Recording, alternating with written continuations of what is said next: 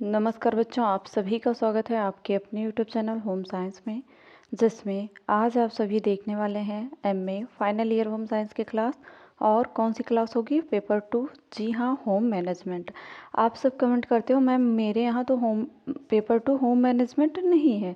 तो ऐसा नहीं बच्चों, जिसके यहाँ आप अपना सिलेबस देख लें, जिसके यहाँ पेपर 2 है पेपर 2 समझें, जिसके यहाँ 3 है 3 समझें, क्योंकि हर एक यूनिवर्सिटी में अलग अलग तरह से सिलेबस को रखा गया है, अर्थात पेपर को रखा गया है। सिलेबस तो वही पढ़ना है, गृह प्रबंधन में जो आता है वही रहता है, क्योंकि इससे संबंधित जितने भी प्रश्न होंगे वो सारी यूनिवर्सिटी में आएंगे, क्योंकि पेपर गृह प्रबंधन है, ठीक, होम मैनेजमेंट है। तो ये सारे वीडियो इम्पोर्टेंट हैं। इस समय जो क्लास चल रही और डॉक्टर राम मनोहर लोहिया में 25 मई से पेपर स्टार्ट है, और जिनका पेपर हो रहा है उनको बहुत सारी शुभकामनाएं। आप सभी बहुत अच्छे नंबर से पास हों, ठीक। तो पढ़ते रहें और देखते हैं, आगे बढ़ते हैं और आज का प्रश्न देखते हैं। तो इससे पहले रोज़ाना की तरह आप सभी से एक रिक्वेस्ट है, चैनल को ज़्यादा से ज़्यादा लोग शेयर करते रहें और लाइक सब्सक्राइब भी अवश्य करें। जो पहली बार जुड़े हैं बच्चों वो ज़रूर से ज़रूर सब्सक्राइब कर लिया करें, क्योंकि आप जब सब्सक्राइब करते हो तभी आपके पास नोटिफिकेशन पहुंचता है और आप आसानी से देख पाते हो। नहीं तो कहते हो मैम मेरे पास आपकी लाइव क्लास की कोई नोटिफिकेशन नहीं आती है, तो ऐसा नहीं है। और अगर आप सब सब्सक्राइब किए रहेंगे तो आपके पास मैसेज पहुंच जाएगा, ठीक। और जिनको टेलीग्राम चैनल से जुड़ना है जाकर के जुड़ें, वहाँ पर आपको पीडीएफ भी इस वीडियो का मिल जाएगा।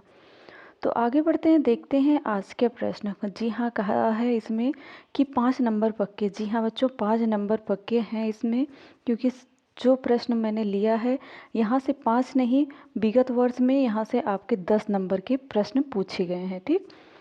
2022 में जो पेपर हुआ था उसमें 10 नंबर के प्रश्न यहाँ से बने हैं। तो आगे बढ़ते हैं, देखते हैं आज का प्रश्न। और अभी तक जो लाइक नहीं किए हैं लाइक अवश्य कर दें। आज का प्रश्न कह रहा है बच्चों, कार्य सरलीकरण क्या है? जो कार्य सरलीकरण है वो क्या है?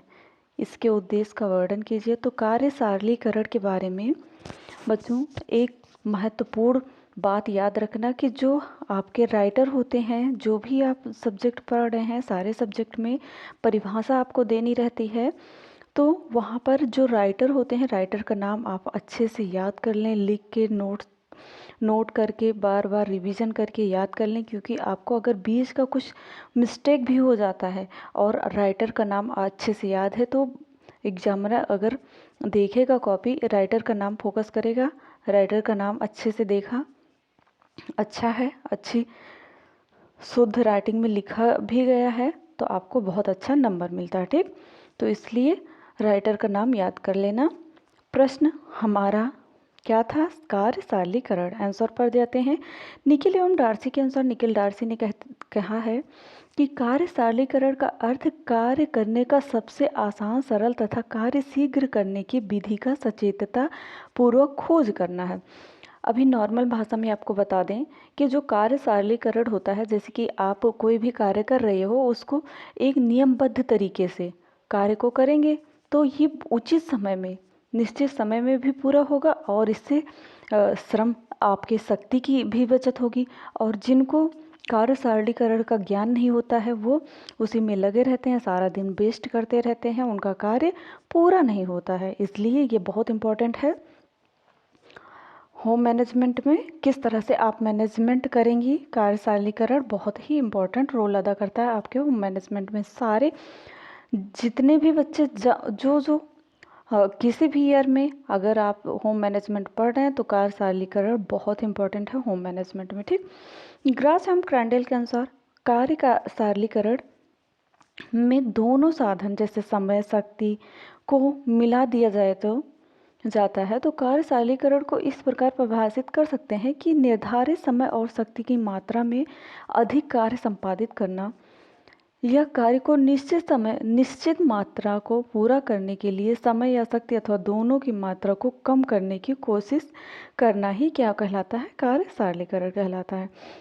नेक्स्ट आते हैं आपके राजमल पी देवदास के अनुसार। राजमल पी देवदास कहते हैं, अभी तक लाइक नहीं किए तो लाइक कर दो बच्चों, और वीडियो को स्किप बिल्कुल मत करना, पूरा वीडियो देखना। इससे लास्ट में मैंने कुछ प्रोसेस चार्ट के बारे में दिया है, जो सारे चार्ट बहुत इंपॉर्टेंट हैं, उन सभी चार्ट के बारे में पढ़ना है, क्योंकि शॉर्ट में चार्ट से प्रश्न जरूर बनने वाला है। ठीक, राजमल पी देवदास के अनुसार इन्होंने कहा कि किसी भी कार्य को कम मात्रा में समय और सख्त उपयोग के द्वारा करने की तकनीक को कार्यशालीकरण कहते हैं। कार्यशालीकरण के विषय में अध्ययन में पाया गया कि गृहिणी रोज एक ही ढंग से लगातार कार्य करती है तब उसे थकान अनुभव होता है। जैसे कि आप रोज एक ही ढंग से अगर कपड़ा धुल रही हैं तो आपको थकान का अनुभव होता है ना। वह उसकी दैनिक चर्या का एक भाग बन जाता है, और क्योंकि उसे थकावट नहीं लगती इसलिए वह कार्यशालीकरण की जानकारी तथा महत्व नहीं समझते। ठीक, कार्यशालीकरण हेतु रुचि उत्पन्न करने के लिए 5 प्रकार के सुझाव दिए गए हैं। इन सुझाव को जानें। नंबर 1 आता है आपका कार्यशालीकरण तथा जो सरलीकरण है के उद्देश्य तथा आवश्यकता को समझना। क्या इसका उद्देश्य है, मोटिव क्या है और क्या इसकी आवश्यकता है, इसे पहले जान लें।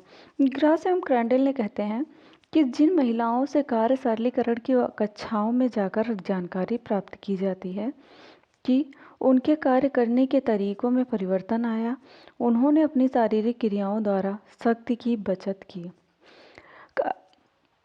कार्य सरलीकरण के उद्देश्य, किए गए कार्य के समय की बचत करना, इसका क्या उद्देश्य है। ठीक, किए गए कार्य के समय की बचत करना। जैसे आप 10 घंटे में कोई, मान लो 15 मिनट में कोई कार्य कर रहे हैं तो 10 मिनट में उसे पूरा करना। ठीक, क्रिया की अनावश्यक गतियों को बीच से हटाना। ठीक, जो अनावश्यक गति होती है क्रिया के बीच में कार्य को करते समय, उन्हें हटाना।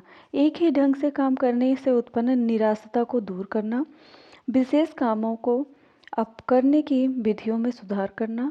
अपंग व्यक्ति के लिए इसका विशेष महत्व है, क्योंकि शारीरिक रूप से जो अपंग होते हैं उनके लिए, अपंग व्यक्ति होते हैं उनके लिए ये बहुत इम्पोर्टेंट होता है।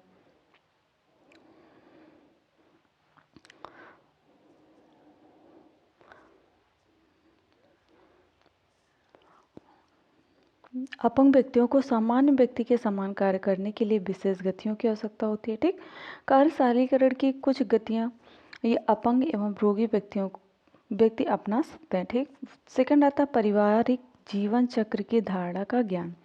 अभी तो आपने जाना आवश्यकता क्या है, इसको जानना चाहिए। अब धारणा का ज्ञान, जीवन चक्र की धारणा का ज्ञान। जीवन चक्र की अवधारणा की जानकारी कम उम्र की महिलाओं को कराना आवश्यक है। जो भविष्य में अपना परिवार बनाएंगी, उन्हें यह समझना कि उनके परिवार के स्वरूप के बढ़ने पर उन्हें अधिक समय तथा शक्ति की आवश्यकता होगी, जिसकी पूर्ति के लिए वे कार्यशालीकरण द्वारा कर सकती हैं। ठीक, किंतु उस समय शक्ति की कमी के कारण विभिन्न कार्यों पर प्रयोग संभव नहीं होता है। अतः अभी से विभिन्न प्रयोग पर कार्यशालीकरण के तरीके ढूंढ सकती हैं। ठीक, नेक्स्ट आता है आपका फिल्म तथा पत्र पत्रिकाओं के लेख द्वारा। आप देखते हैं ना मूवी से भी आपको मिलती है किस तरह से कार्य को पूरा किया जाए।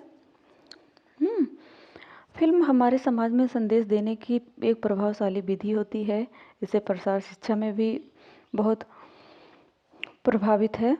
फिल्म जो अशिक्षित लोग हैं, लोग भी सीख सकते हैं। अतः फिल्म द्वारा कार्यशालीकरण विधियाँ, उपकरणों की जानकारी दी जा सकती है। जैसे पैडमैन ने, अक्षय कुमार को पैडमैन कहा गया। जो पैडमैन मूवी थी उसमें महिलाओं के लिए पैड की एक आवश्यकता को समाज के सामने प्रकट किया गया, नहीं तो ये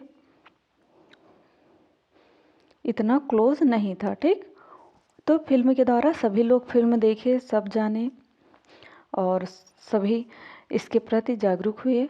पत्र पत्रिकाओं में विभिन्न लेखों चित्रों की सहायता से यह जानकारी दी जा सकती है कि गृहिणियों को इसके विषय में जानकारी देने हेतु महिला संबंधी पत्रिका का भी प्रयोग करना चाहिए। महिला संबंधी पत्रिका जैसे कि आप रूपायन वगैरह आता है ना, ठीक।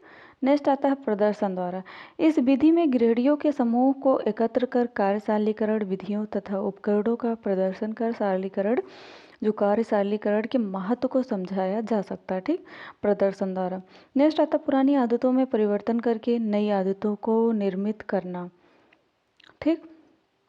जो पुरानी आदतें हैं उनमें परिवर्तन कर देना, नई आदतों को निर्मित करना, इससे भी कार्य को सरलीकरण रूप से तय पूरा किया जा सकता है। एक ही तरह से रोज़ काम करने की इससे निराशा आ जाती है, क्योंकि कहा जाता है ना रोज़ वही कार्य करना है, सुबह उठना है, वही रूटीन फॉलो करना, लेकिन कभी कभी चेंज भी कर लेना चाहिए, ठीक, जिससे आपको मानसिक थकान ना हो। थकान कितने प्रकार की होती है आप सब मुझे कमेंट में बताइए। आपको पढ़ना है, होम मैनेजमेंट में ये पेपर में आएगा ही थकान, कुंठाजन्य थकान, और कौन कौन से थकान है आप सब कमेंट में बताइए। जो थकान उत्पन्न करती हैं पर थकान अनुभव नहीं होता है क्योंकि वे काम हमारी दैनिक क्रिया बन चुके होते हैं, इसे बदलने की आवश्यकता है।